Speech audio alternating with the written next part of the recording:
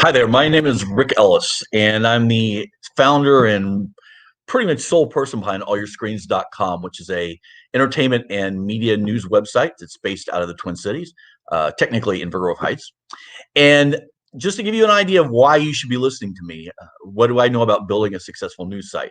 I have what a recruiter once described as an eclectic background. I did stand up in my 20s for about a decade. I was a syndicated talk show host for 3 or 4 years in the 90s. But since the mid late 90s, I've worked online, some sort of online digital journalism. Worked for some startups in the Bay Area, ran the website for an NBC station in Birmingham. While I was there, we won a regional Murrow Award for breaking news. Helped run a national news desk for a local company who at the time was running about 70, 75 websites across the country. And for the last few years, I've been doing allyourscreens.com. And to give you an idea, the website does about 1.6, 1.7 million visitors a month, which is a pretty substantial amount. And that would be considered a success. And so I think I have a pretty good background, a pretty good sense. I'm going to talk a lot about my experience with my website to sort of frame it all. But I think that this will be helpful if you're thinking about just doing some project on your own for some kind of niche thing, or if you're looking for something, a regional news site, uh, dining, whatever. I think a lot of these lessons apply all the way across. So, what does success look like? Well, first of all, you make money. Now, I know that sounds really stupid, but you're not going to make money the first month out, but you really need to have some sort of a goal of how much money am I spending? How much is my labor costing? What do I need to do to hit break even? What do I need to do to make money? Because really, that's one of the two metrics that you should be looking at. It's fine to lose money on something for 6 months because it's kind of a personal project and you're getting it off the ground. But at some point, you have to sort of look at it and, am I close to making money? Uh, is there a way to get there? And I think it's a really important metric. Sometimes we have a tendency, even larger organizations have a tendency to sort of say, well, we've got enough money coming in the door, we can shovel it back out. We're not making money, but we'll make money at some point. You really have to have a goal and kind of stick to it. The other side of that is you meet your benchmark goal. And everyone, every site, every company, no matter how big, no matter how small, has some benchmark of, hey, this is what success looks like for us. Now, for me, at All Your Screens, it was a matter of making not just money, but giving myself a certain amount of independence. I love to write. That's one of my joys in life. So I didn't want to be in a situation where I was having to give that up. Now, if I was in my 20s and I was running the same site, I might have approached it a lot differently. I'd be running it a lot differently. I'd have 4 or 5 employees. We'd be trying to build it out, looking at, at some point down the line, we're going to sell this thing out. For me, having this amount of traffic, this amount of revenue gives me an independence that I like. I can continue to do this as long as I want to, as long as I'm capable of doing it. So for me, that's my benchmark goal. And when you're starting this out, no matter what the site is, no matter what size news organization, and this has really been the case for all the companies that I've worked for, all the successful ones have some benchmarks of this is where we're going, this is where we're headed. Um, how do we get there? And you have to sort of keep re-examining that. How close are we to it? Is there a way to get there? Because sometimes you will find that you'll work on a project for 2 or 3 years and you just realize this makes absolutely no sense. And you've got to be willing to do that too. You have to really be brutally honest with yourself and with the people you're working with. Now, no matter the size, all sites need super readers to survive. And I'm telling you, this works whether you're a BuzzFeed or you're, Joe's site where you're talking about model trains. You need those super readers, those people who are going to come every month, and they're going to come multiple times a month. And more importantly, they're going to spend money. They're going to buy a subscription from you. They're maybe going to donate money. They're going to share your stuff to other people. You will live and die by those people. And what you need to do is figure out that 10 or 15 or generally not much more than 20% of your readers. Why are they coming? What is it that they're looking for? How do you keep them happy? Because you will live and die by those people. If 90% of your audience is new every month, you're doing something wrong, and you're not going to be able to survive because those people are transitory, and you'll be fighting every month trying to get people in the door. They come, they look at one thing, they disappear. You're not going to make any money that way. So you really need to do that. And that sort of works into defining your mission. You have to create content for the reader's needs. And that really what this means is, and a lot of times it's stuff which doesn't seem that exciting journalistically, but is super helpful.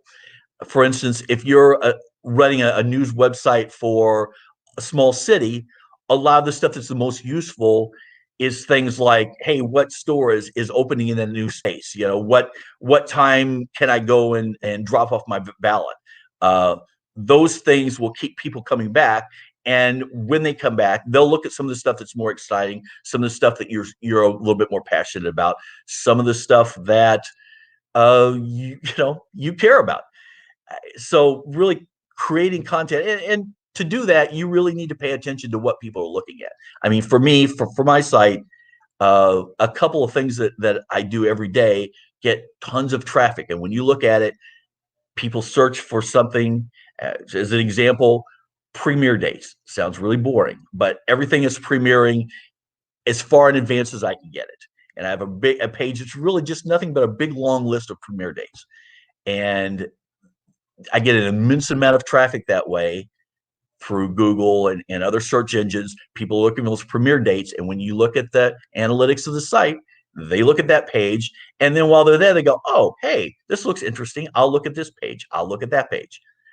And sort of along those lines, the finding your niche and owning it. For me, it took me a long time to kind of get to the point of realizing where my niche is. I'm writing about TV. I'm writing about streaming services. I'm writing about media stuff. And there are a ton of competitors. A lot of them are really huge competitors, not just the BuzzFeeds and the Hollywood Reporters of the world, but there's probably 20 large sites that have some sort of presence in this vague TV entertainment world. I can't compete with that. I'm one person. I literally could not watch everything. I could not cover every news story. So what's my niche? What I sort of backed into was it's essentially the role of back in the old days of video stores, where you'd go into a video store and you wouldn't know what to watch. And you'd talk to the clerk and he'd say, "Hey, have you seen this? Have you seen this? Oh, you like this movie? I bet you'd like this one as well." That's really my niche, is the little quirky things. The world doesn't need another think piece about Westworld or some really hot flashy show. When Game of Thrones was really popular, I hardly ever wrote about it because number one, no one's ever going to see my piece because it's not going to surface in any of the search results. And number two, there are a million other people writing about Game of Thrones. But you'd be surprised how many people are looking for some smaller show, whether it's something on HGTV, maybe it's something on a smaller streamer, that kind of stuff. It doesn't get the huge fire hose of traffic that a Game of Thrones piece might. But number one, it will get steady traffic. And number two, these are the kind of people who will come to the site and they will say, "Hey, he covers this quirky stuff I like. I'm going to come back." And what will inevitably happen is that people will think to themselves, I want to watch something. I don't know what to watch. You know what? I'll go to all your screens. And I sort of see that played off in the analytics of it. And for me, owning that means that I have to really aggressively search out new stuff. I have to watch a lot of stuff which isn't that good, to find the gems. And sometimes I'll write a really negative review, but that really generally is a lot of fun, but it's not that helpful for readers. And that's what I'm really trying to do, is give people some helpful suggestions, give people something to watch that they might have not thought about, a network that they had overlooked. And part of that for me as well is also the site having a certain feel to it, a certain chemistry. It's really a reflection of my personality. And I might not get 10 million visitors a month with that, but I think there's a good chance I'm going to get 2 or maybe even 3 at some point. And that is, it was more than enough money for me. That's really my success. Now, I mentioned money. It's just sort of joking. Making money isn't impossible. It just feels that way. But sometimes it really does feel that way. It's not easy. I'm not gonna lie to you. I don't care. Once again, whether you're BuzzFeed or you're the smallest little local news site, it's always a little bit of a struggle. No matter what the news site is, it's going to be a mix of revenue, um, donations, things through like Patreon, um, Kickstarter. Sometimes when you're launching a site, you'll see people use Kickstarter, but that's really just a one-time infusion. It's really, donations through Patreon, PayPal. Some people use those are sort of the two big ones. Subscriptions, something that people are finding really successful, and myself included, is subscriptions for newsletters. I run a newsletter through Substack. It's Substack. They have a really great service for sites my size or even a little bit larger, in that you can send out a newsletter. It doesn't cost you anything for it. You can send it out as much as you want to as many people as you want, and you can send it out for free. They also have an option where you can have people subscribe to that. And it's really easy to do. You can decide which posts are going to go to subscribers, which posts are going to go out to everybody. They take a little cut of the subscription fee, but it's well worth it. And once you build a little bit of an identity, and with getting back to those super readers, once you get some super readers on board, that can be a very, very substantial amount of revenue. Just someone chipping in $5 a month, just start doing the math. It doesn't take much, but to get people to do that, you need to have a track record, and you really need to have a very specific point of view. For me, my newsletter is more industry centric than the website itself. The website itself is really kind of for the average TV visitor. There is some more inside industry stuff there mixed in, but it really is for someone who just watches TV. The newsletter has some of that, but it also generally has at least one piece in each newsletter that's a little bit more inside baseball. And so my newsletter tends to almost have a different audience than the website, which has turned out to be a good thing. I sort of backed into that. That wasn't my plan when I started the newsletter, but as I was looking at things and the things that people interacted with, I realized that was what people were looking for. And so what else we have here? Ad revenue. Google AdSense is the most entry level thing. There are a lot of different services out there. Unless you're getting a pretty substantial amount of traffic, Google AdSense is probably what you're going to rely on, and that does not provide a lot of money.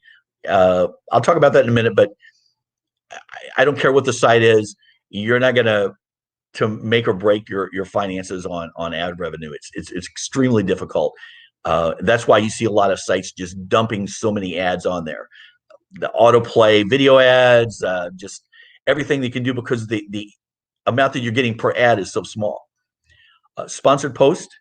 This kind of goes into somewhat of the influencer thing, but sometimes you will have people, either they want to pay you to run something of theirs. That's one of those things you really have to be careful about. You don't want to ruin the integrity of your site. Sometimes it is a good fit. Last year, I got paid by Bravo, one of the cable networks. They wanted me to cover one of their shows. They didn't care what I wrote about it, positive, negative, interviews, reviews. They didn't care. They just wanted to promote it. And all they cared about was, at the end of the piece, it said, go watch the show blank. So it was a sponsored post. They were labeled that way. But the stuff that I wrote was probably the same kind of stuff I would have wrote anyway. Although, to be honest, I don't know that I would have necessarily written about the show otherwise. But I felt that was a good mix for me. Merchandise, you'll see people T-shirts, different things.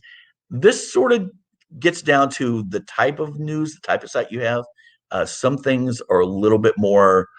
Some topics are a little bit better fit. If you're a political news site, if you're the Minnesota Reformer, there's a possibility there. You can sell T-shirts, you can sell sort of catchy anti-Trump cozies and stuff. There's an audience there. If you're a general news site, it's a little tougher. For me, I haven't had a whole lot of success with that because the things that people would most likely want to see on a T-shirt or on a coffee cup or whatever, it's content owned by other people. I mean, that's sort of the downside of covering content that's owned by a TV network or a studio. So I haven't done a lot of merchandise, haven't had a lot of success with it. I know a lot of people do. For larger sites, events, specialized products, the really big sites, in my space, Hollywood Reporter, Deadline, Vulture, BuzzFeed, they made a lot of their revenue doing TV festivals, doing events.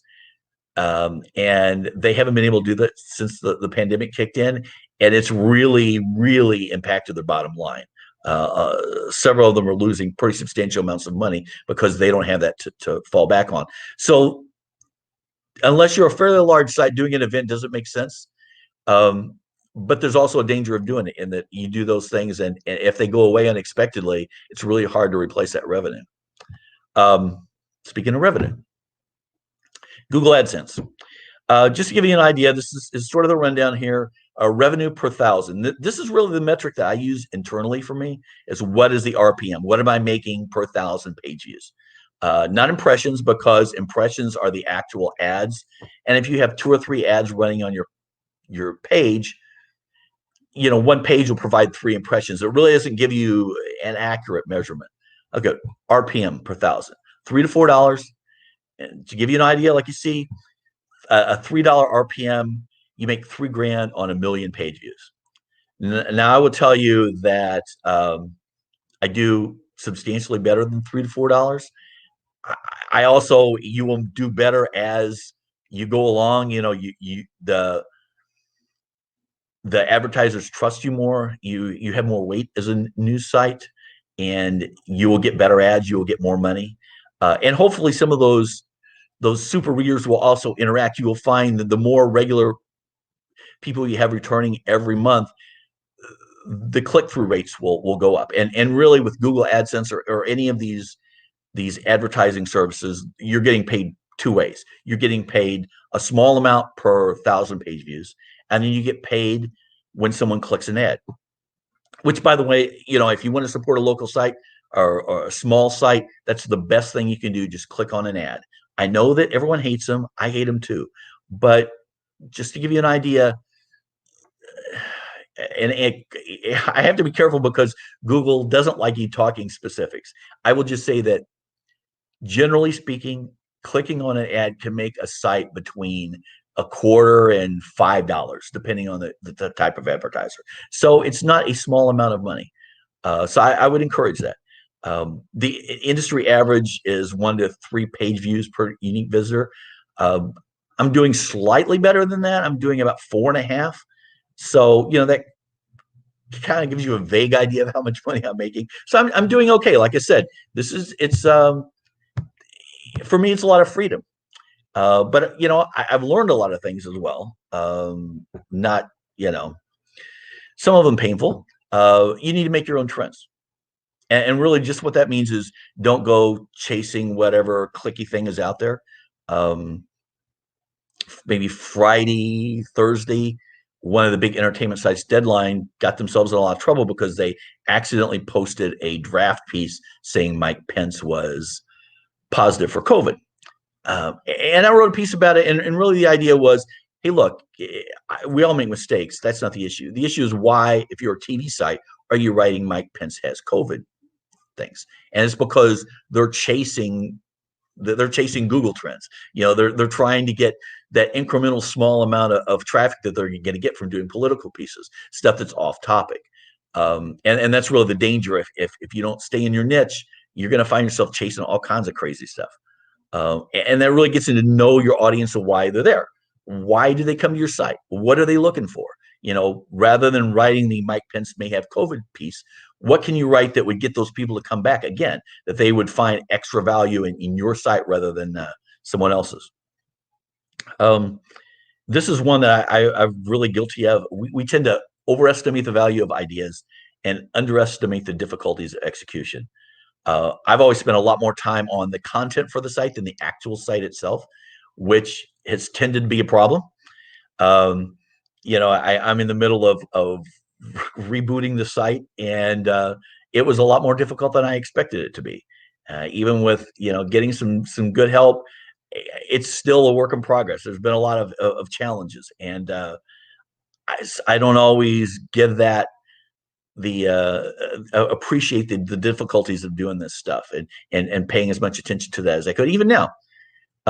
Which kind of come to terms with being an idiot, because you will make a lot of idiotic mistakes as you're starting out, as you're moving forward. Sometimes you will make mistakes where the idiocy part of that does not come into play until way down the line. For me, All Your Screens has been around for a long time. It used to be called All Your TV many years ago. It was always sort of a place for me to put just archive stuff I was writing for other people. Um, and at some point, I decided I was going to do the site in Joomla as opposed to WordPress. But when I decided I was going to do this full time, and when I decided recently I was going to do a new version of the site, this turned to be an issue because Joomla is not always well supported by advertisers. They have plugins for WordPress. They don't have plugins for Joomla. And taking my 8 or 9 thousand pages and converting it into WordPress was going to be a nightmare beyond words. Sometimes you make mistakes 5 years ago or 10 years ago and you pay for them now. And you just have to sort of suck it up and just think, look, there's nothing I can do about it now. I'm just going to keep moving forward. Um, you know, I hopefully I've covered a lot of what people were looking for. This is a really big topic. I hope that you will keep in touch because, if you have any questions, if you're thinking about launching a site or you're working on a site where you need an outside eye, and believe me, sometimes that's really helpful. My website is allyourscreens.com. You can find me on Twitter at AYSRick and email at rick@allyourscreens.com. Uh, like I said, hopefully I've covered a lot of this stuff. I've tried not to talk too much about the site in a bragging sort of way, but I am proud of what I've been able to accomplish. I think accomplishing something that where you're able to generate six-figure income by just writing is something that is worth bragging about a little bit. But I also hope that it's inspiring to people who want to do it. It's not easy. Believe me, it's not easy, but it can be done. And hopefully, I've been able to encourage people. Let me see here. We do have a question. How do you like to pulse or information from to a pulse or information? I'm a little confused by the question. How do you like to a pulse or information from your super readers? Hmm. I'm not sure I understand that question. This could be getting back to that idiotic thing. By the way, if you have any questions before I go, please send them along to me. Um, I mean, I'm going to try and anticipate what I think this question is about. Um, one of the things that you can look at when you look at your analytics is you can see how often people are returning to the site, and you can drill down and see just the people who have been to the site more than your average and see what they looked at. And that gives you a pretty good idea of what super readers are interested in. Um, and it takes a little bit of digging. I use a combination of Google Analytics and some other things. Oh, how do you get info from your super readers? Oh, okay. Well, that's I guess part of that, as I said, is just trying to figure out what they're looking at is really important. I also am really proactive about trying to get uh, connected with people.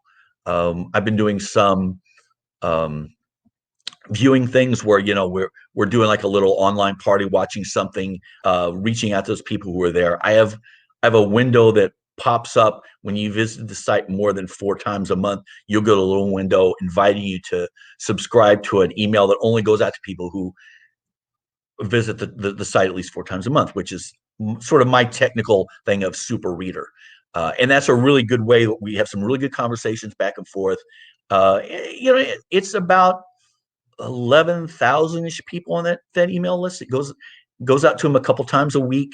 I'll ask them what things they're interested in. It's really good. It's almost like an ongoing focus group, and I found it really helpful. Hopefully, that answers your question. And I think I'm out of time. I appreciate you guys sticking around. This virtual stuff is always a little odd, but hopefully it was helpful for you. And like I said, please keep in touch because I'd like to hear from you. Thanks a lot.